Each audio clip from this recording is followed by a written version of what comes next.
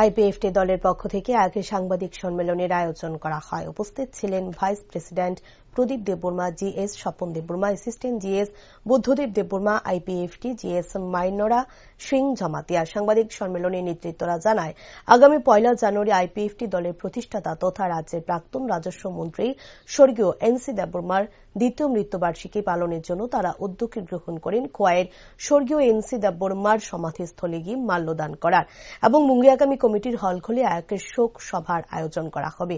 তাই সমস্ত কমিটিগুলিকে নির্দেশ পালন করার জন্য অনুরোধ রাখা হয়। প্রথমত, আগামী 1 জানুয়ারি 2025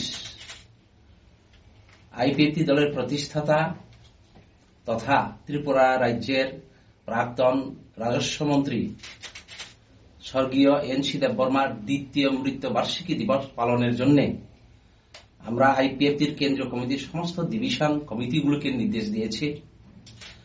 আইপিএফটি দলের কেন্দ্রীয় কমিটির সদস্যগণ খোয়াইয়ের তেলেমুড়া মহাপ্রাণীপুর স্থিত স্বর্গীয় এনসি দেববর্মার সমাধিস্থলে গিয়ে আমরা মাল্যদান করব এবং মুঙ্গিয়াকামী স্থিত কমিউনিটি হল ঘরে এক কেন্দ্রীয় শোকসভায় মিলিত হব। আইপিএফটি দলের ইস্ট তেলেমুড়া ডিভিশন এই কেন্দ্রীয় শোকসভা আয়োজন করবেন। সমস্ত ডিভিশন কমিটিগুলোর নির্দেশ পালনের জন্য অনুরোধ করা রাখা হয়েছে। দ্বিতীয়ত, আমরা গত 21শে